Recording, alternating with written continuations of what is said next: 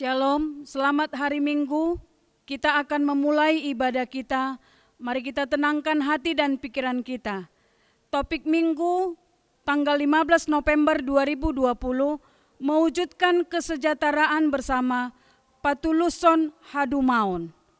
Mari kita bernyanyi dari buku ND nomor 125 ayat 1 dan 2. Marlas Niroha Hitaon.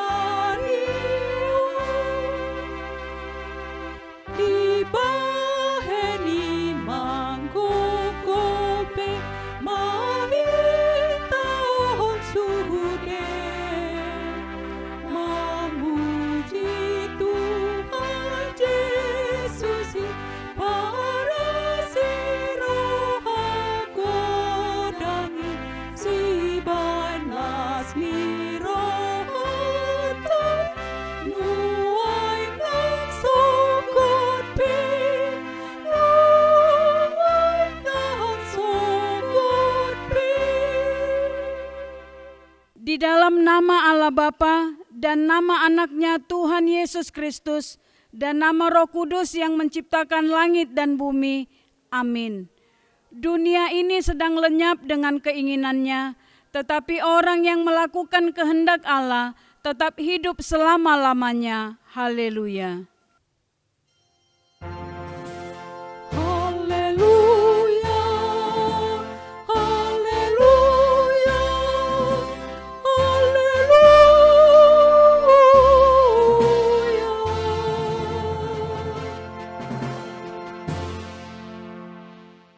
Marilah kita berdoa. Ya Tuhan Allah yang Maha Kuasa, Bapa selama-lamanya, kasih sayang-Mu sajalah yang menyertai kami dari mulanya sampai sekarang ini. Dan hanya karena kasih-Mu, Engkau memberikan kabar kesukaan bagi kami untuk kehidupan kami. Kasihanilah kami, bukalah hati kami, dan berilah Roh Kudus supaya kami mengerti pimpinan dan bimbingan-Mu yang agung itu. Tetapkanlah firman-Mu di dalam hati kami, supaya hati kami damai, senang, dan baharu oleh karena anak-Mu, Yesus Kristus Tuhan kami. Amin. Kita bernyanyi dari buku nyanyian HKBP nomor 118 ayat 1 dan 2, Lindungilah ya Tuhan.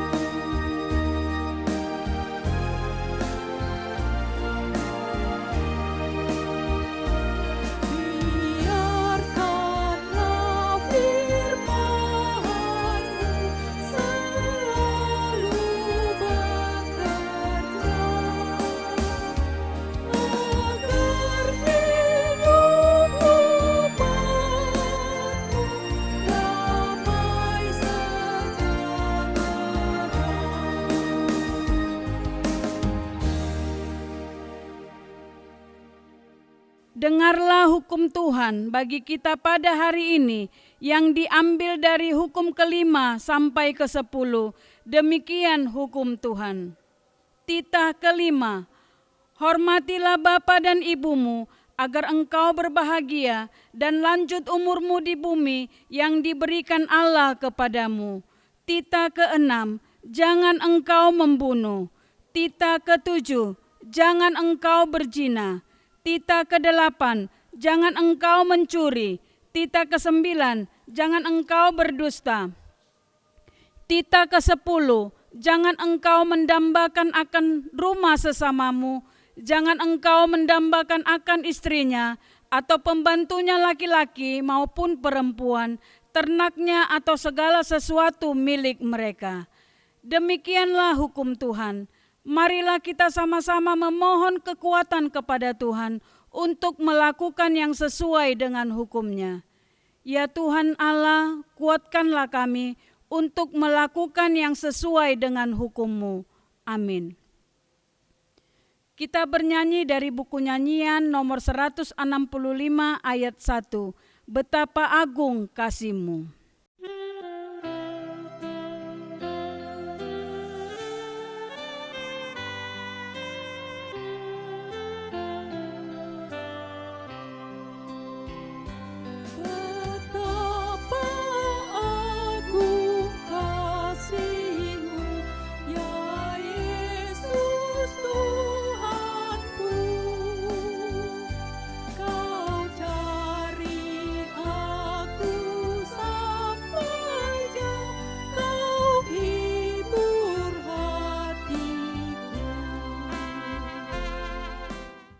Marilah kita datang ke hadapan Allah, kita mengaku dosa kita, seraya memohon pengampunan di dalam nama Tuhan kita Yesus Kristus. Kita berdoa. Ya Allah Bapa kami yang Maha Kuasa dan Maha Pengasih, kami orang berdosa yang hina ini datang ke hadapan-Mu yang kudus dan mulia, mengaku dan meminta keampunan segala dosa dan kejahatan kami. Kami sering mendukakan Tuhan karena perkataan, pikiran dan perbuatan kami yang tidak benar. Kami tidak mengasihi Engkau dengan segenap hati, dengan segenap kekuatan, dan dengan segenap akal budi kami. Dan kami tidak mengasihi sesama manusia seperti diri kami sendiri. Kami layak kena murka-Mu dan terkutuk selama-lamanya. Tetapi sekarang kami datang memohon keampunan dosa kami. Tolonglah kami agar kami dapat bertobat dan meninggalkan segala kejahatan kami, karena Yesus Kristus Anak Allah yang tunggal, dan karena nama-Mu yang kudus itu. Ya Allah, kasihanilah kami orang yang berdosa ini. Amin.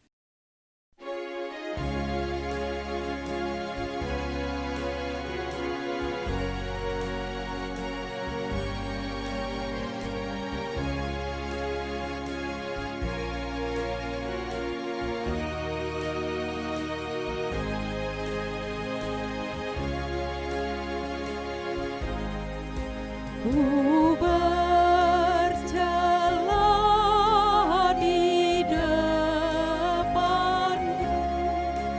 namun Kau panggil diriku, ku dikuduskan darah-Mu yang anak domba Allahku.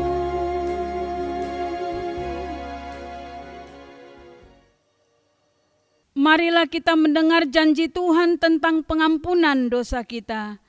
Hanya sesaat lamanya aku meninggalkan engkau, tetapi karena kasih sayang yang besar, aku mengambil engkau kembali. Dalam murka yang meluap, aku telah menyembunyikan wajahku terhadap engkau sesaat lamanya. Tetapi dalam kasih setia abadi, aku telah mengasihi engkau. Firman Tuhan penebusmu. Kemuliaan bagi Allah di tempat yang maha tinggi. Amin. Kita bernyanyi dari buku Nyanyian HKBP nomor 390 ayat 1. Sudahkah dosamu diampuni?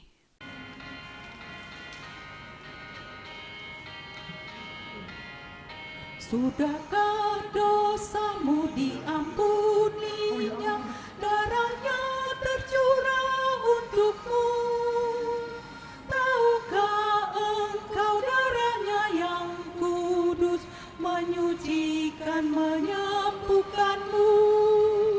Sembuhlah, kuduslah oleh darah Yesus Tuhanmu. Putih bersih jubahmu dibersihkan oleh darah Yesus Tuhanmu. Epistel sebagai pengantar khotbah tertulis dalam Yakobus 5 ayat 1 sampai ayat 6. Kita membaca secara responsoria atau bergantian. Peringatan kepada orang kaya. Jadi sekarang, hai kamu orang-orang kaya, menangislah dan merataplah atas sengsara yang akan menimpa kamu. Emas dan perakmu sudah berkarat, dan karatnya akan menjadi kesaksian terhadap kamu, dan akan memakan dagingmu seperti api. Kamu telah mengumpulkan harta pada hari-hari yang sedang berakhir.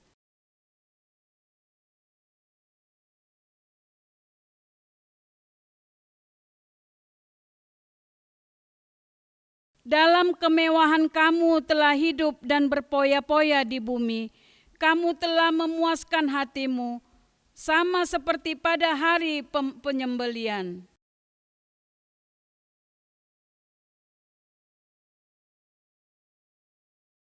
Demikian firman Tuhan. Berbahagialah orang yang mendengar firman Allah serta memeliharanya. Amin. Kita kembali bernyanyi dari buku Ende nomor 482 ayat 1. Satu saja yang benar.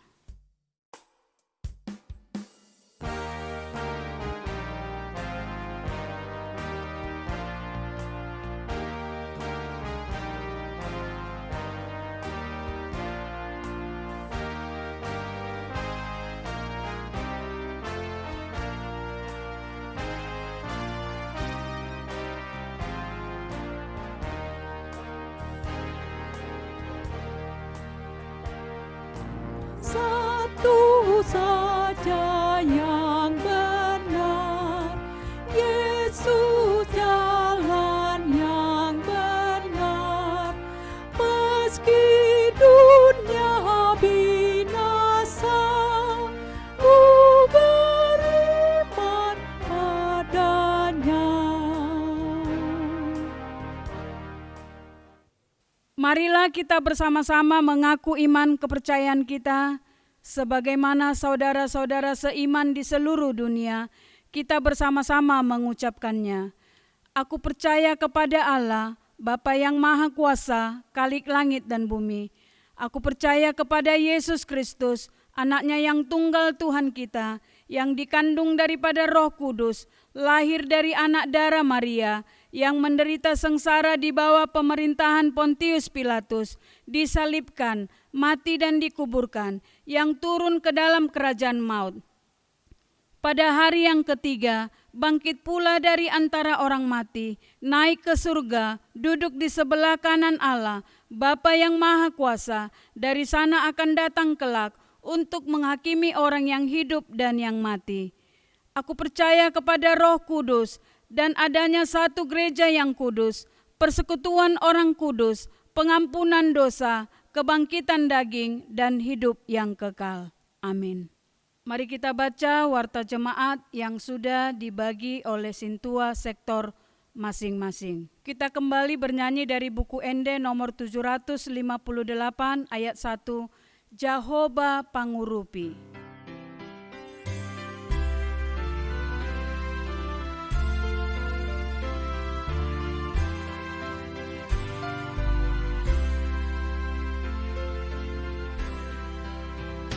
Jehovah Pangurupi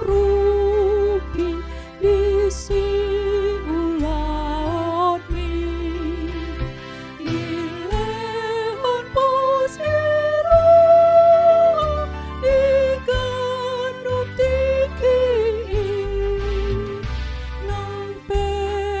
patah ganggu apar seani jamung tuk tuk tuk menjaga ulumi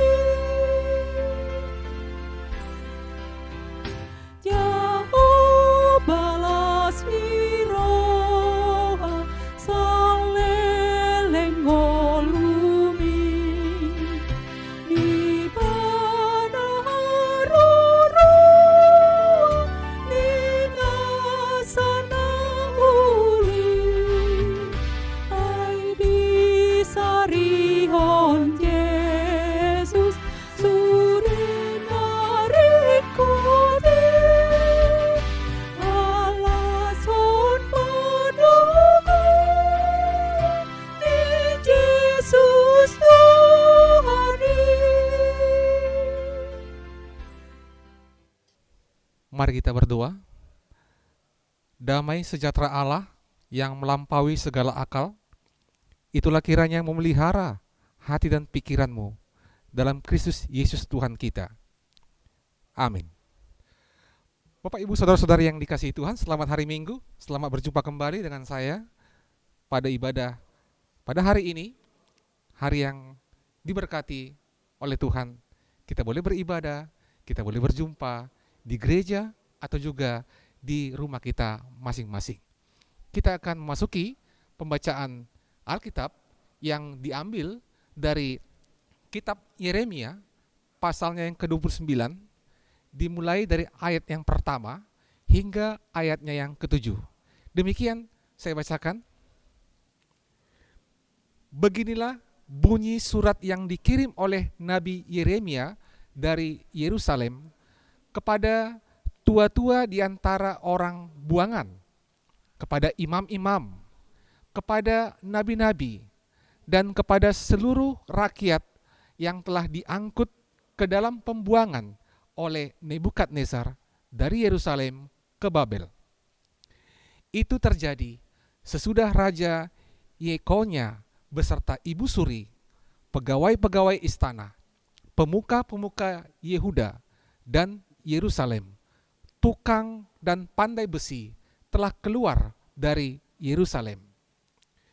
Surat itu dikirim dengan perantaraan Elasa bin Safan dan Gemaria bin Hilkia yang diutus oleh Zedekia, Raja Yehuda, ke Babel kepada Nebukadnezar, Raja Babel. Bunyinya, beginilah firman Tuhan semesta alam, Allah Israel, kepada semua orang buangan yang diangkut ke dalam pembuangan dari Yerusalem ke Babel. Dirikanlah rumah untuk kamu diami, buatlah kebun untuk kamu nikmati hasilnya. Ambillah istri untuk memperanakkan anak laki-laki dan perempuan. Ambilkanlah istri bagi anakmu laki-laki, dan carikanlah suami bagi anakmu perempuan, supaya mereka melahirkan anak laki-laki dan perempuan, agar di sana kamu bertambah banyak dan jangan berkurang. Usahakanlah kesejahteraan kota kemana kamu aku buang, dan berdoalah untuk kota itu kepada Tuhan, sebab kesejahteraannya adalah kesejahteraanmu. Demikian firman Tuhan yang saya bacakan. Saudara-saudari yang dikasihi Tuhan Yesus, ketika mendengar peringatan Tuhan, dan itu harus terjadi, orang Israel akhirnya berada di bawah penjajahan dan akhirnya dibuang ke Babel. Dalam pembuangan itulah, melalui Yeremia, Tuhan menyampaikan firman-Nya dengan tujuan agar orang Israel paham apa yang harus mereka lakukan di pembuangan. Kita pun sebenarnya tinggal di dalam kesementaraan dunia ini. Kampung halaman kita adalah sorga yang telah Tuhan dirikan, Tuhan sediakan untuk orang percaya. Dunia ini hanya sementara kita diami, dan ada waktunya, ada batasnya, tidak lama. Dan kita berada dalam dunia ini, dunia yang sementara, dengan segala cara kita melihat, cara kita melakukannya. Di dalam kesementaraan itu, ada banyak hal yang mungkin terjadi. Tetapi firman Tuhan bagi bangsa Israel tentunya juga menjadi pedoman untuk kita. Apa yang harus kita lakukan di dalam kesementaraan ini, di dalam dunia ini, di dalam pembuangan ini oleh orang Israel itu sendiri. Ada 4 hal yang harus dilakukan bangsa Israel di dalam pembuangan. Kita mau melihat yang pertama, sadarilah dan terimalah realita. Yeremia memberikan nasihat kepada orang Yahudi yang sedang dibuang ke Babel agar menyadari bahwa mereka bisa sampai ke Babel itu disebabkan konsekuensi dosa mereka yang tidak menaati Allah. Dan mereka harus menerima realita itu, yaitu dibuang ke Babel. Nasihat ini penting sebab banyak orang-orang Yahudi mengharapkan pembebasan yang segera. Dan juga mereka dibuai oleh Nabi Hananya. Dia mengatakan bahwa pembuangan itu hanya sebentar saja. Pembebasan akan segera datang. Dan mereka tidak akan lama di Babel. Tetapi pesan yang disampaikan melalui surat Nabi Yeremia itu memberikan satu gambaran yang berbeda dengan buayan-buayan dari nabi-nabi palsu. Karena dia tahu bahwa bahaya dari berita palsu yang diberitakan oleh nabi-nabi palsu itu akan mematahkan semangat para orang Yahudi, orang Israel yang berada di pembuangan. Karena berita dari nabi-nabi palsu itu yang mengatakan hanya sebentar dalam pembuangan, tetapi itu akan terbukti dengan seiring perjalanan pembuangan itu yang tak kunjung datang pembebasannya dengan segera. Inilah yang bisa mematahkan semangat dari orang Israel itu. Sehingga Yeremia memberikan nasihat agar jangan menghabiskan waktu untuk mendengar dan untuk melakukan hal yang sia-sia. Lebih baik mereka menyadari dan sadar menerima realita itu, yaitu apa? Konsekuensi dosa mereka. Dan pembuangan itu adalah kehendak Allah. Intinya, Yeremia ingin mengatakan kepada mereka bahwa meskipun kalian, yaitu bangsa Israel itu, tidak menginginkan situasi seperti ini, dan meskipun berharap untuk sesuatu yang berbeda, tapi realitanya adalah bahwa mereka berada dalam situasi yang tidak akan diselesaikan dalam semalam. Ini tidak cepat. Sebaiknya mereka sadar dan menerima realita ini. Tuhan akan memberikan hikmat di dalam mengisi waktu yang ada. Tuhan akan memberikan hikmat dalam menjalani realita ini. Kenapa? Supaya mereka berdamai dengan hati nuraninya. Supaya mereka berdamai dalam menjalani pembuangan masa-masa yang sulit. Ketahanan mereka dalam berpikir, dalam beriman, itu sangat menentukan bagaimana mereka bisa menjalani masa-masa pembuangan yang menyesakkan dalam hidup mereka. Saudaraku yang dikasihi Tuhan, kita pun demikian. Dalam dunia ini dipenuhi berbagai perubahan. Perubahan mungkin karena perubahan teknologi, kemajuan zaman. Perubahan dari umur yang muda ke umur yang menjadi lebih tua. Perubahan sosial. Perubahan karena pandemi penyakit yang ada pada saat ini, yang berimbas kepada berbagai aspek dalam kehidupan. Banyak yang tidak menerima, banyak yang menolak. Kenapa ini harus terjadi? Mereka membayangkan, kita mungkin membayangkan masa-masa yang enak dahulu sebelum ada pandemi COVID-19. Kita bisa bekerja dengan bebas, kita bisa pergi kemana-mana dengan bebas. Mungkin pemasukan juga menyucur dengan deras. Tetapi ketika datang pandemi ini, semuanya berubah seketika. Dan kita tidak bisa menerima ini. Ada orang kehilangan pekerjaan, ada kehilangan usaha, dan lain sebagainya. Dan mereka tidak menerima keadaan ini. Mereka tidak berdamai dengan dirinya. Tapi melalui Nabi Yeremia, sama situasinya dengan versi yang berbeda. Terimalah dan sadarlah akan realita ini. Orang yang menerima realita, dia akan lebih siap untuk menerima apapun itu yang terjadi. Tetapi orang yang tidak menerima realita, itu kebanyakan tidak siap untuk menerima apapun yang terjadi. Apalagi perubahan yang drastis terjadi dalam kehidupannya. Itu sebabnya banyak orang yang stres, banyak orang yang putus asa, gantung diri, bunuh diri, karena mereka tidak menerima realita yang terjadi dalam kehidupannya. Walau keinginannya itu berbeda, tapi realita terjadi. Dan inilah Yeremia, terimalah realita. Karena kenapa? Karena Tuhan tahu apa yang dia lakukan. Apapun realita yang terjadi dalam hidupmu dan hidupku, itu Tuhan tahu. Dia tahu apa yang dia lakukan. Dan dia mengizinkan semua itu terjadi.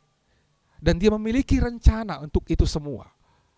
Bukannya tidak ada kuasa Tuhan untuk menghilangkan dalam 1 detik apapun itu realita yang menyesakkan hati kita. Dia punya kuasa, tapi dia membiarkan kita untuk menjalaninya.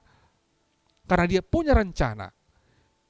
Tapi kita ingat, dia juga punya kuasa untuk mengendalikan rencana itu. Ada maksud Tuhan yang lebih baik dalam semua kondisi yang terjadi. Dan Yeremia mengarahkan, terimalah realita apapun itu yang terjadi. Karena itu terjadi dengan seizin Tuhan. Dan dia mengetahui apa yang terjadi dalam kehidupanmu dan kehidupanku. Yang kedua, melalui nats ini kita mau diarahkan untuk jangan menyerah. Dalam ayat 5a, Tuhan menyuruh mereka untuk membangun rumah. Tuhan mengatakan bahwa belum waktunya untuk pulang. Mereka perlu mempertahankan rutinitas kehidupan mereka secara normal. Mereka perlu memahami bahwa pembuangan itu bukanlah kebetulan terjadi. Memang benar bahwa ini adalah konsekuensi dosa mereka. Tetapi mau diingatkan bahwa Allah tetap mengendalikan situasi. Dia tahu apa yang dia lakukan. Dan orang Yahudi tidak boleh menyerah. Sebaliknya, percayalah kepada Tuhan. Melalui pesan ini, kita tahu bahwa Allah tidak meninggalkan mereka. Dia tidak melupakan mereka. Di ayat 4, dikatakan dia berkata bahwa orang yang mengirimkan mereka ke pembuangan adalah Tuhan sendiri. Ketika dia mengatakan kepada mereka untuk membangun rumah, ia sekaligus memberikan sinyal kepada mereka bahwa dia tidak pernah meninggalkan mereka. Kalau Tuhan mengizinkan sesuatu terjadi bagimu dan bagiku, itu bukan berarti Tuhan meninggalkan kita. Sebahagia apapun itu kalau Tuhan izinkan, ataupun sebaliknya, sesakit apapun itu kalau Tuhan izinkan, ingatlah, dia tidak pernah meninggalkan kita. Sama seperti dia tidak pernah meninggalkan Israel. Oleh sebab itu, bagian kedua ini, Tuhan menyuruh membangun rumah, supaya mereka jangan menyerah. Saudaraku, tanpa firman Tuhan, melalui Yeremia ini, mungkin orang Yahudi telah terbuai dengan harapan palsu yang mematikan dari nabi-nabi palsu itu. Bukankah kita juga seringkali demikian? Ketika berada dalam masa yang menyedihkan, seharusnya yang pertama-tama kita lakukan adalah mari lihat ke dalam firman Tuhan. Tanpa bimbingan Tuhan, Kita mungkin akan terbuai pikiran-pikiran yang tidak ada gunanya. Kita mungkin akan mengambil keputusan yang salah, langkah yang salah untuk keluar dari situasi ini. Tetapi tidak ada gunanya. Bukankah pemahaman kita bahwa Allah tidak meninggalkan kita, bahwa Dia mengendalikan situasi yang ada, justru itu akan memberikan kepada kita semangat untuk bertahan? Ketika ada pengharapan, maka orang tidak akan menyerah. Ketika dia percaya bahwa Tuhan bersama dengan dia, dalam mungkin sakitnya, dalam mungkin kerugiannya, tapi hari esok itu akan berbeda dari hari sekarang. Semua akan berganti dan semua ada waktunya. Tidak selamanya Tuhan menghukum, tidak selamanya Tuhan mengizinkan kesesakan, tapi itu akan berganti. Pengkhotbah 3, semua ada waktunya. Ketika orang percaya bahwa semua ada waktunya, bahwa semua akan berganti, maka orang yang sakit akan punya pengharapan. Orang yang rugi akan punya pengharapan bahwa masa depan itu akan lebih baik daripada masa sekarang. Sehingga dia tidak akan pernah menyerah, tetapi akan berpengharapan untuk menjalani kehidupan ini. Dan dia percaya bahwa Allah mengendalikan situasi dan dia tidak akan pernah menyerah. Saudaraku yang dikasihi Tuhan, yang ketiga yang mau Tuhan katakan, yaitu rencanakanlah masa depan. Ayat 5b sampai 6, Allah berkata, tanamilah kebun dan makanlah hasilnya. Menikahlah dan milikilah anak-anak laki-laki dan perempuan. Temukanlah istri untuk anakmu, nikahkanlah dia, sehingga mereka juga memiliki anak laki-laki dan perempuan, agar di sana kamu bertambah banyak dan jangan berkurang. Saudaraku, untuk menjadi banyak membutuhkan proses yang panjang. Untuk keluar, untuk terwujudnya satu harapan kita bahwa hari ini, hari depan itu akan berbeda. Kalau Anda dan saya punya harapan, hari depan itu lebih baik, hidupku lebih baik, anak-anakku lebih baik, semua itu lebih baik. Tapi ingatlah, itu semua butuh proses. Dan kadang proses itu tidak cepat. Proses itu mungkin panjang, mungkin lama. Saudaraku, mungkin mereka terhibur ketika Allah memberikan perintah untuk menanam kebun mereka. Tapi yang dimaksudkan Tuhan menanam kebun mereka bukan menanam sejenis sayuran atau kacang-kacangan yang mungkin hasilnya akan dinikmati dalam waktu 2 atau 3 bulan ke depan, cepat. Tapi yang mau Tuhan maksudkan dalam bahasa asli, artinya Tuhan menyuruh menanami kebun dengan tanaman keras, tanaman pohon buah-buahan, yang tumbuhnya buah itu bukan dalam waktu bulan, tapi dalam waktu tahun. Bayangkan kalau disuruh tanam kebun dengan tanaman buah durian. Nggak ada buah durian muncul buahnya dalam hitungan bulan. Tapi hitungan tahun dia baru muncul. Demikian dengan firman ini. Dengan kata lain, Allah memberitahu mereka untuk menanam pohon dan menunggunya untuk menghasilkan buah membutuhkan waktu cukup lama. Maka orang Israel berada di Babel dalam kurun waktu yang lama. Itu sebabnya rencanakanlah masa depan kita dengan baik. Karena hidup ini bukan ukuran bulan, tapi hidup ini ukuran tahun. Apa yang mau terjadi 10 tahun ke depan kepada anak-anak kita? Apa yang mau kita capai dalam 20 tahun ke depan dalam hidup kita?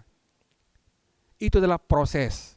Kalau kita mengharapkan yang baik, yang indah, yang enak, maka rencanakanlah masa depan kita. Tanamlah mulai dari sekarang. Usahakanlah mulai dari sekarang. Karena berkat Tuhan tidak turun dengan instan. Tapi berkat Tuhan itu menyertai orang yang mau gigih, orang yang mau capek, orang yang mau berusaha, orang yang mau berencana, dan melaksanakan rencananya dengan segala usahanya. Yang kita rasakan, kita berada di dalam pengasingan, mungkin kita akan sulit untuk membayangkan apa yang akan terjadi besok. Apalagi menyusun perencanaan masa depan.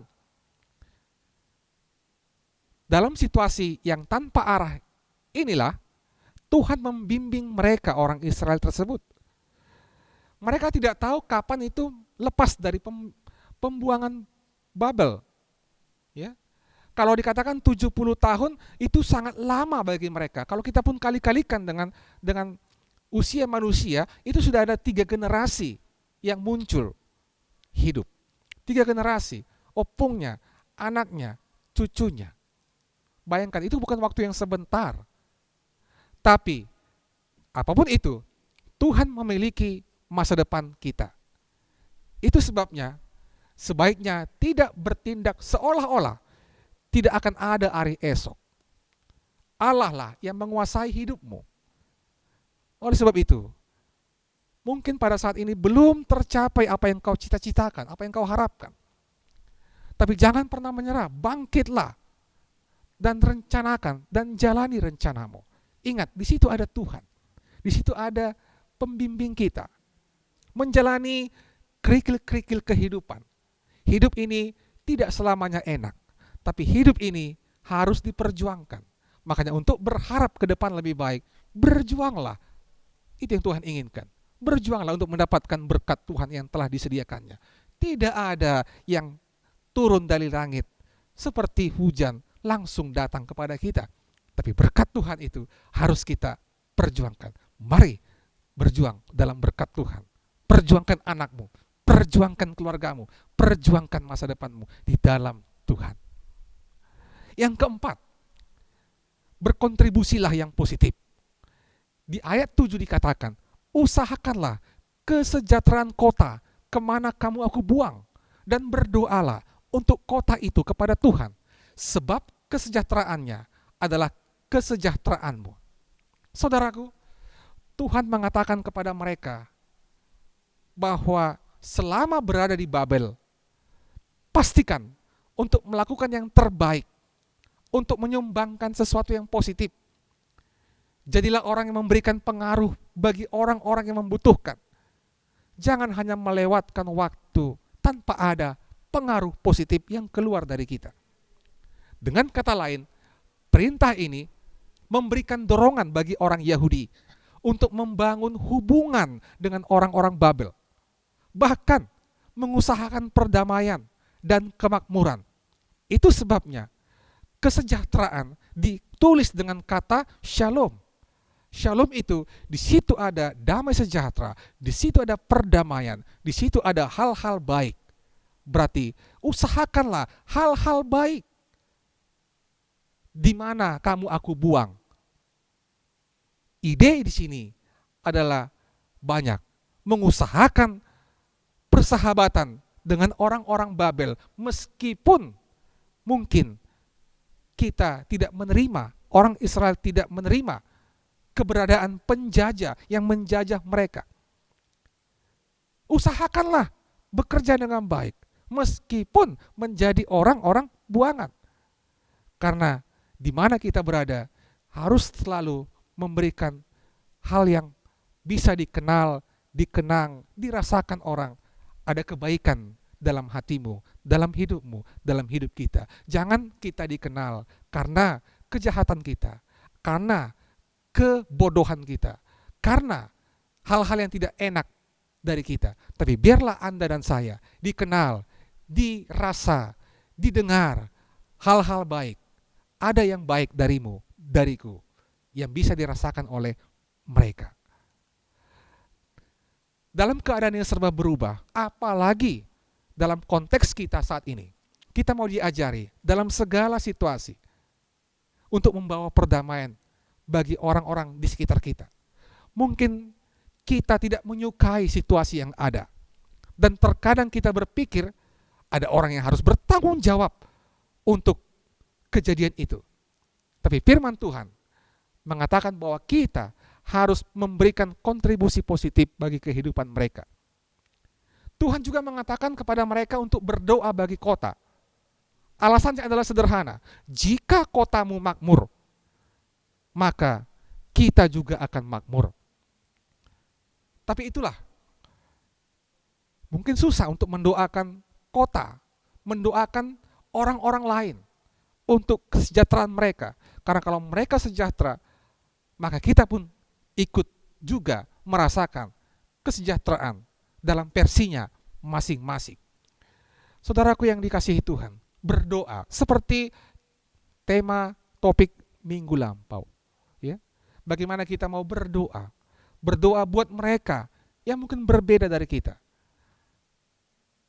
Kita berada dalam situasi pengasingan. Pengasingan terlebih kita di negara Indonesia ini. Kita mau katakan, kita sering mengatakan orang Kristen adalah orang minoritas.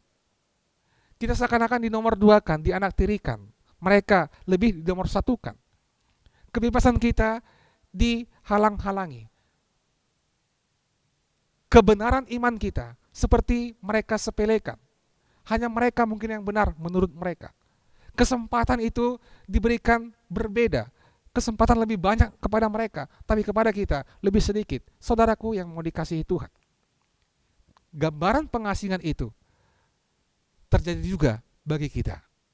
Seperti orang Israel yang dibelenggu, yang dibatasi, yang dihimpit, yang diberikan hanya sedikit kesempatan. Sama seperti kita yang kita rasakan. Tapi kita diajak, doakanlah mereka. Susah bukan? Mungkin susah. Tapi Roh Kudus akan menggerakkan kita. Doakan pemimpinmu. Doakan orang-orang ada di sekitarmu. Biarkan Tuhan memberkati mereka. Biarkan mereka merasakan kebaikan Tuhan melalui doa-doamu.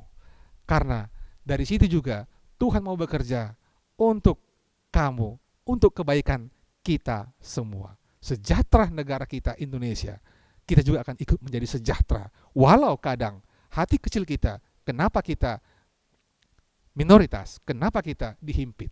Tapi Tuhan mau berkarya dalam pembuangan, dalam pengasingan. Doakan mereka, doakan para pemimpin kita. Kiranya kita berhenti menganggap diri sebagai korban.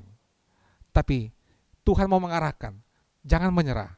Apapun itu, rencanakan kehidupanmu ke depan dan berkontribusilah secara positif. Tuhan Yesus memberkati. Amin. Terima kasih ya Tuhan Yesus. Pada hari ini kami menerima firman-Mu supaya apapun itu yang terjadi dalam kehidupan kami menyadari dan kami menerima realita itu. Supaya kami lebih kuat dalam menghadapi apapun itu, suka dan duka yang datang kepada kami, terlebih duka. Dan juga supaya kami jangan menyerah dalam himpitan, dalam pengasingan kehidupan mungkin, dalam keterpurukan. Tapi di situ kami tahu Tuhan juga bekerja untuk kebaikan kami. Karena Tuhan tidak pernah meninggalkan kami barang sedetik pun. Dan kuatkan kami, ajar kami untuk mendoakan di mana kami berada, mendoakan para pemimpin kami, mendoakan negara kami, mendoakan kota kami untuk lebih maju, untuk lebih berkembang, untuk lebih sejahtera. Karena kalau negara kami sejahtera, kami juga dapat merasakan kesejahteraan.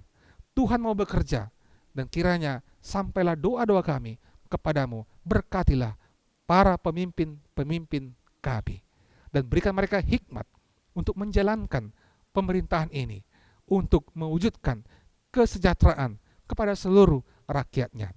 Kiranya Engkau memberkati kami dan kami terberkati pada hari ini. Terima kasih ya Tuhanku Yesus. Dalam nama-Mu kami sudah berdoa. Amin. Mari kita bernyanyi sambil mengumpulkan persembahan yang kedua.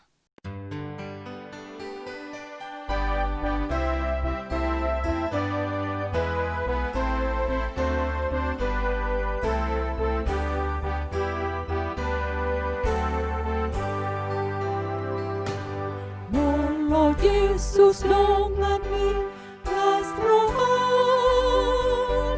Yesus ipangurupin kasrohan, Tuhan persiawan Tuhan pasti rohani, mardongan Tuhan Yesus i kasrohan, kasrohan, kasrohan.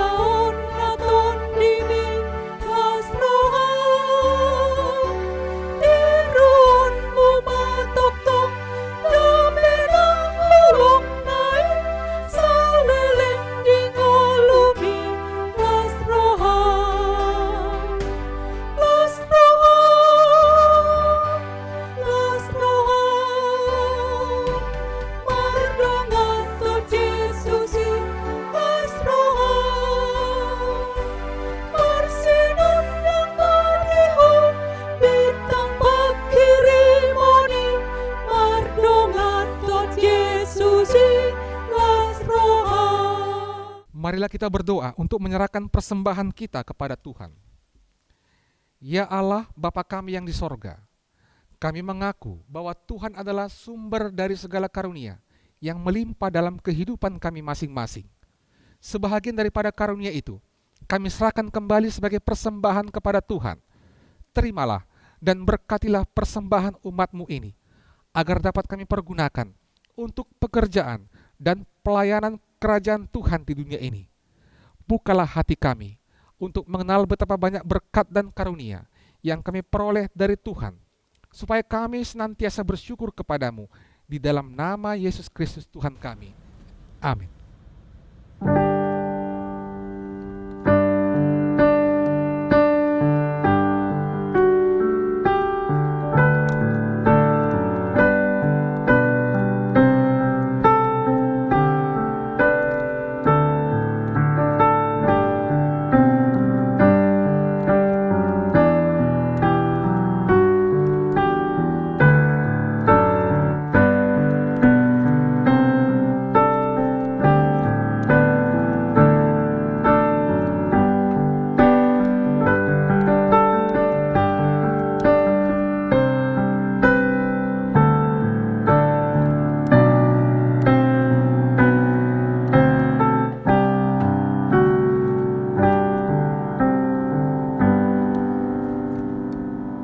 Bapa kami yang di sorga, dikuduskanlah namamu, datanglah kerajaanmu, jadilah kehendak-Mu di bumi seperti di surga.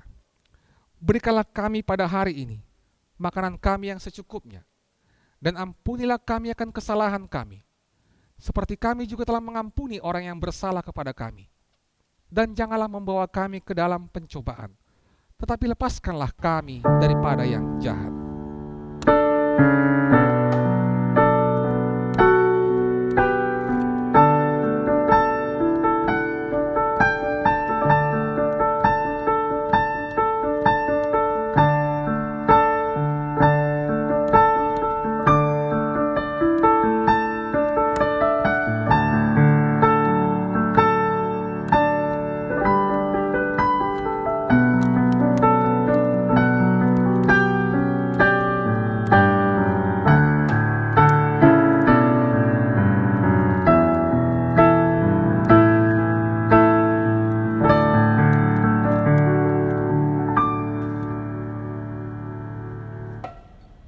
Pulanglah dalam sejahtera dan terimalah berkat Tuhan.